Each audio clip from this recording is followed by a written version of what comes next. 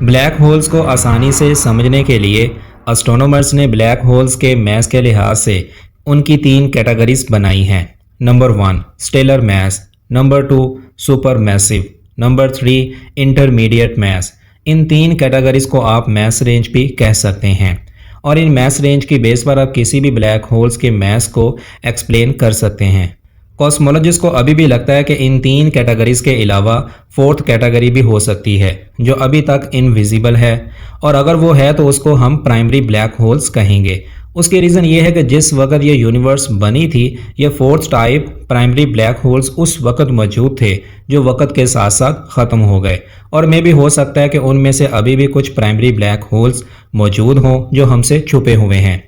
अब मैं आपको इन तीन कैटेगरीज को सिंपल और आसान अल्फाज में समझाता हूँ, लेकिन उससे पहले मैं आपको ये बता दूँ कि ये ब्लैक होल्स बनते कैसे हैं।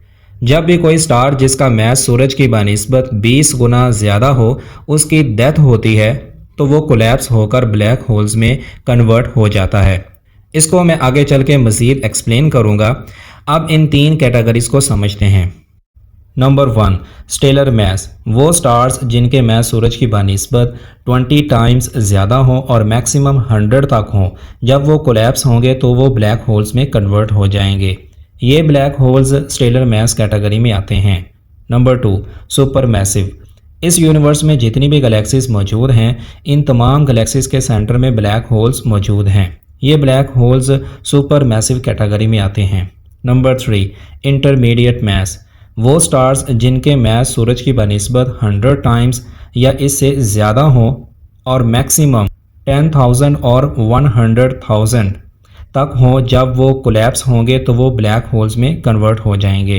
ये ब्लैक होल्स इंटरमीडिएट कैटेगरी में आते हैं। दूसरे अल्फाज में वो ब्लैक होल्स जो स्टेलर मैस और सुपर मैसिव मैस के दरमियान आते हैं उन्हें हम इंटरमीडिएट मैस कहते हैं। Definitions of black holes, a region in space where gravity pulls is so strong and no light can escape from it. Black holes formed by the death of massive stars. Space में मौजूद एक ऐसा reason जहां पर उभार वाली gravity जो बहुत ज़्यादा स्ट्रॉन्ग होती है और उसमें से कोई भी लाइट बाहर नहीं आ सकती, इवन के अगर कोई भी चीज़ उसमें शक हो जाए तो वो भी बाहर नहीं आ पाएगी। और ये ब्लैक होल्स मैसिव स्टार्स की डेथ के बाद वजूद में आते हैं। यहाँ पर आपके माइंड में ये क्वेश्चन भी आया होगा कि ब्लैक होल्स एक्चुअली वजूद में आते कैसे हैं, इनके पीछे कौन सा ऐसा प्रोसीजर है या वो ऐसा कौन सा प्रोसीजर हो रहा होता है। जब कोई भी स्टार्स जिनका मैस सूरज की बनिस्बत 20 गुना ज़्यादा हो, जब वो अपनी मुद्दत पूरी कर लेता है, उसका फ्यूल ख़त्म हो जाता है, मीन्स कि उसकी डेथ हो जाती है, तो वो ब्लैक होल्स में कन्वर्ट हो जाता है। अब इसकी फॉर्मेशन को हम डीपली जाकर समझने की कोशिश करते हैं। फॉर्मेशन ऑफ ब्लैक होल्स, एक स्टार के अंदर कोर में जो न्यूक्लियर रिएक्शन हो रही होती है वो एनर्जी और प्रेशर को प्रोड्यूस करती है। एक्चुअली वो प्रेशर ग्रेविटेशनल फोर्स के ज़रिए काउंट किया जाता है और स्टार का mass of core he gravitational force को क्रिएट करता है और फिर वो मैस ऑफ कोर ही एक स्टेबल स्टार को प्रोड्यूस करता है। अब ये स्टेबल स्टार को प्रोड्यूस कैसे करता है? बिलफर्ज, एक स्टार जब अपनी मुद्दत पूरी कर देता है तो उसकी न्यूक्लियर एनर्जी आहिस्ता आहिस्ता ख़त्म होना शुरू हो जाती है और फिर उस स्टार की ग्रेविटी अपने कोर के प्रेशर को काबू करना शुरू कर देती है, जिससे क्या होता है कि कोर की डेंसिटी और ग्रेविटेशनल फोर्स इंक्रीज़ होना शुरू हो जाती है।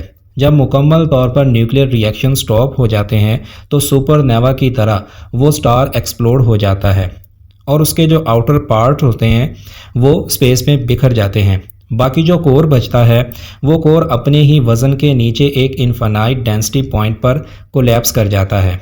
मीन्स पहले की बनिस्बत वो बहुत छोटा हो जाता है, जिससे या तो वो न्यूट्रॉन स्टार में कन्वर्ट हो जाता है या फिर वो ब्लैक होल्स में कन्वर्ट हो जाता है। और ये सब उस एक्चुअल स्टार के मैस पर डिपेंड करता है। अगर वो ब्लैक होल्स में कन्वर्ट हो जाए तो उस पॉइंट पर उसकी ग्रेविटेशनल फोर्स बहुत स्ट्रॉन्ग हो जाती है, लेकिन इसका सफ़र यहाँ पर ख़त्म नहीं होता। जब भी कोई भी चीज़ इसके पास से गुजरती है तो वो उसको सक कर लेती है, फिर अंदर से बाहर आना नामुमकिन है। ये ब्लैक होल जब किसी दूसरे ब्लैक होल से कोलिजन करते हैं या टकराते हैं तो इस तरह उनका साइज़ इंक्रीज़ हो जाता है।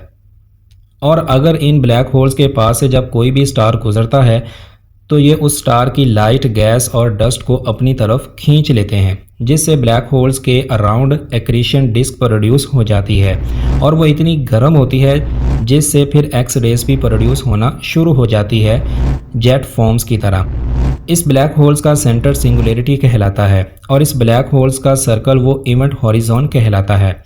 इवेंट हॉरिजॉन के बाहर फर्स्ट हॉट लेयर को फोटोन स्फीयर या फोटोन रिंग भी कहा जाता है। इस एक्रीशन डिस्क की वजह से ये ब्लैक होल्स विजिबल हो जाते हैं, अदरवाइज ये आपको इस यूनिवर्स में नज़र भी ना आए। और इनसे जो एक्स रेज बाहर आ रही होती हैं जेट फॉर्म्स की तरह, इन एक्स रेज की वजह से ही इन ब्लैक होल्स को डिटेक्ट किया जाता है।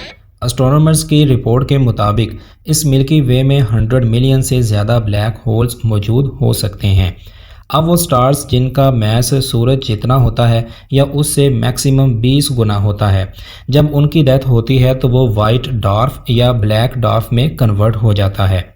इस वक्त 2024 रिपोर्ट्स के मुताबिक सबसे बड़ा ब्लैक होल्स फाइनेक्स ए है जिसका मैस 100 मिलियन सोलर मैस है, और सबसे छोटा ब्लैक होल्स XTE J1 650500 जिसका मैस 3.8 सोलर मैस है और इसका इवेंट हॉरिजॉन का डायमीटर 24 किलोमीटर है। वीडियो अच्छी लगे तो लाइक कर दीजिएगा और दूसरों के साथ शेयर भी कर दीजिएगा।